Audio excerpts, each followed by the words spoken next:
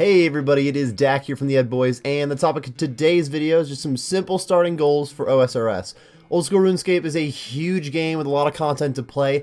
In fact, it's an MMORPG, and the very first fucking letter in that stands for massive. So when you begin an account, there's a ton of different goals that you could be setting for yourself, and there's no guarantee that these starting goals that I talk about are the things that you want to go for. But overall, this is some of the content that I would be going for when starting off a fresh account. And in all reality, even if you didn't just make the account, if these are things that you haven't quite worked on, or even if you've worked on them a little bit, you could still go to town on them, and they're very beneficial to grind out in your account.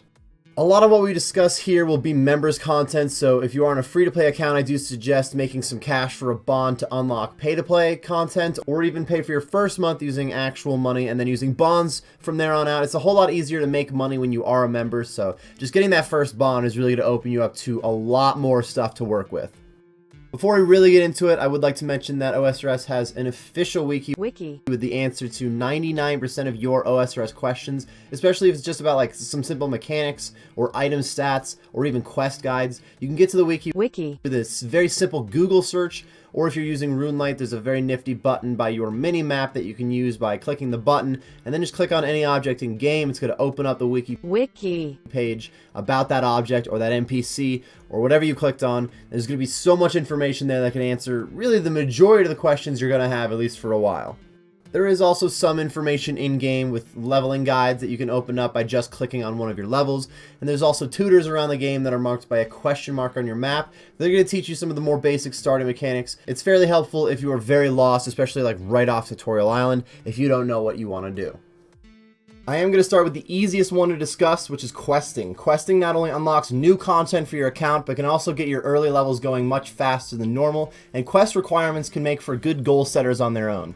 A lot of landmass is locked behind certain quests, like the Mauritania area can't be accessed until you complete the Priest in Peril quest, and you can't go to Fossil Island until you complete the Bon Voyage quest. And don't forget the Elven Lands, you can't get to that until you complete Underground Pass and even more of that quest series, and apparently that quest series is going to have an end to it soon with some more content with the upcoming quest update. Not only do quests unlock new areas for combat training methods, but they also unlock new weapons and even new spell books. You can't use most dragon weapons without first completing a quest, and the Lunar Spellbook has some of the most useful spells in the game, but you have to do Lunar Diplomacy for the book. And by doing Lunar Diplomacy, you don't even unlock the spells. You have another quest you need to do, and that's not even all the spellbooks in the game. You can even unlock skills by doing quests, like Rune Mysteries unlocks rune crafting, and Druidic Ritual unlocks herb lore. So in general, you have a lot of locked content until you do some quests. The questing rewards don't just stop at unlocking content though, you can also skip a lot of the slow, boring early levels and a lot of the skills. The easiest example is the Waterfall quest, though it's fairly dangerous to do at 3 combat. It's still pretty easily completable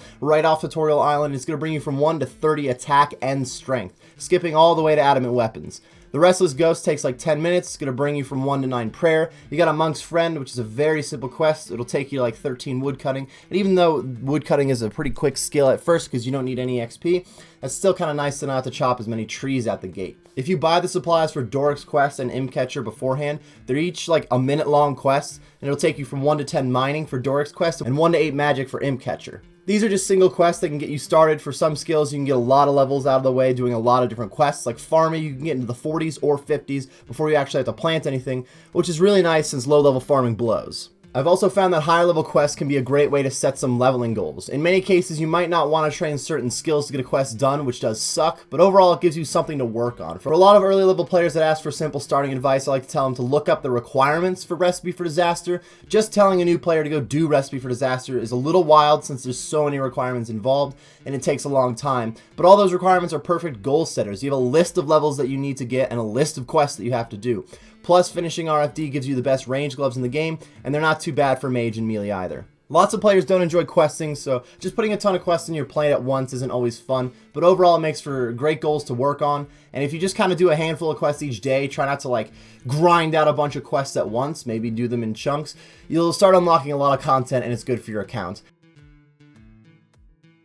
So for a more skill-specific starting goal, I'd like to talk about Slayer. The idea of how to train your Slayer skill is actually very easy overall. To train it, you first just have to find a Slayer master and ask them for something to kill. They'll then tell you to go kill a specific monster a certain amount of times, like 150 Cal fights or 100 lesser demons, and killing a monster that you currently have as your Slayer task is going to give you some Slayer XP when it dies. With higher Slayer levels, you're going to unlock some high-level Slayer monsters, including a few Slayer bosses, and all of these monsters can potentially make you a lot of money when killing them.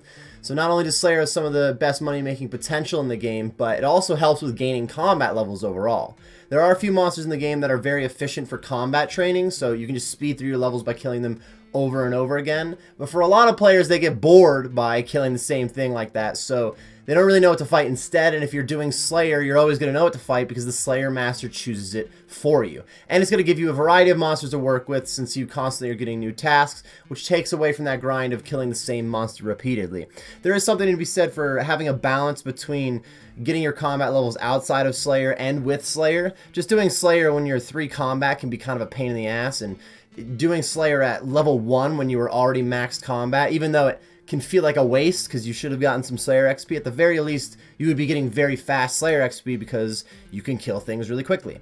The main reason Slayer is great for high-level bossing stuff is the bonus that you get from the Slayer Helm, or more specifically, the black mask in your Slayer Helm. Technically, the Slayer Helm's only more helpful than the mask when you're on a task that you have to wear other headgear, like a nose peg at a Baron Spectre's. Also, the helm looks a lot cooler, I'll give you that. As long as you're fighting your Slayer task, the helmet's going to give you a really solid damage bonus. And even though you do need to imbue it at the Nightmare Zone to get that bonus for range and magic, it's going to make bossing a lot easier and faster, which makes for more money per hour, not only because you kill the boss a lot faster, but you're going to end up spending less money on supplies per kill. And anybody that's trying to learn how to boss, it's going to be a little bit easier if you're doing it on Slayer task. Outside of Slayer bosses, you don't have to be on task to fight high level monsters, but it does help a lot. Even when you get used to fighting them, just being on task makes it a lot easier. The most common complaint that I hear about Slayer is that the early levels can be a bit of a grind, but once you start unlocking tasks that make solid profit, like a Baron Spectre's, Wyverns, and Gargoyles, you're going to be pulling in 500k to a mil profit on some tasks.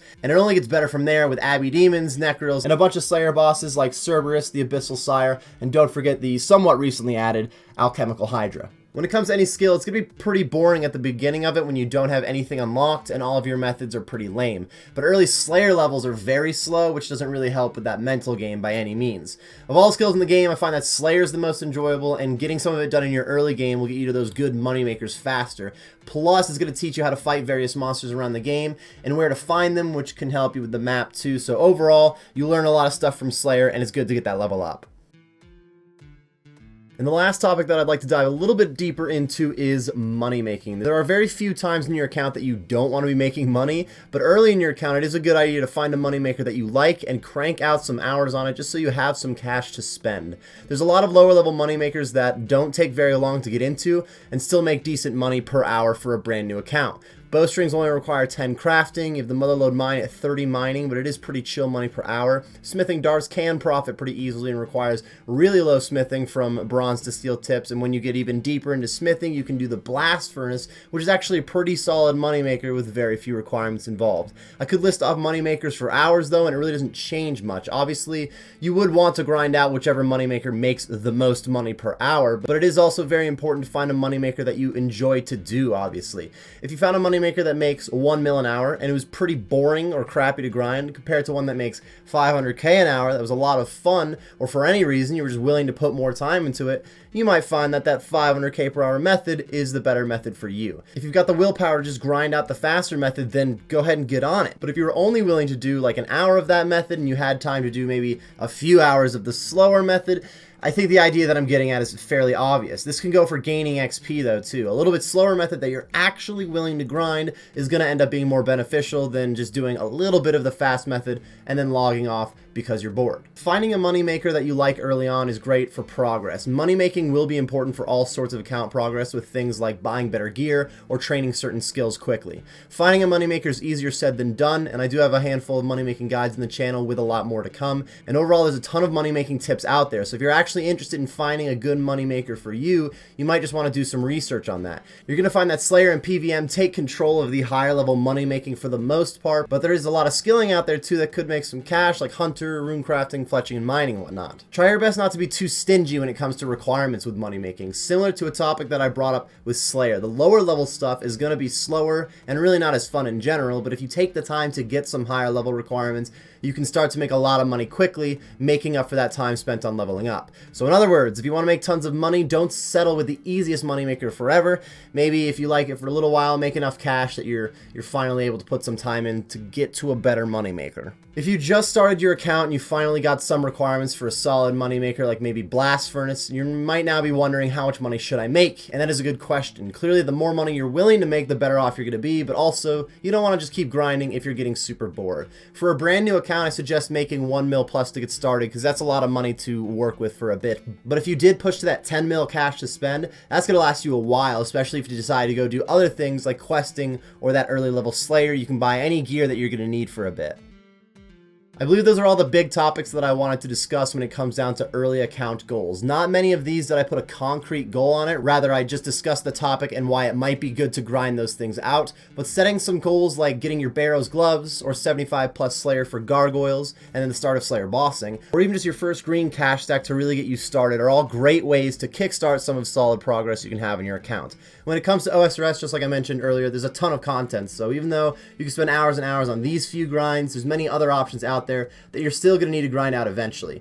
Continue the discussion below with the other beginner goals and tips that you have. These few topics probably only answered a few questions that you'll have right out the gate, so I'd like to also hear some questions you might have about what you want to do on some early level content. This is going to wrap up the video, everybody. Thank you very much for watching. If you enjoyed the video or you got some useful information out of it, be sure to like and subscribe for more content. If you're looking for more content outside of YouTube, I do in fact stream on Twitch and I exist on Twitter. Those links and the link to our channel Discord are in the description. Thanks again for watching and best of luck in your grind.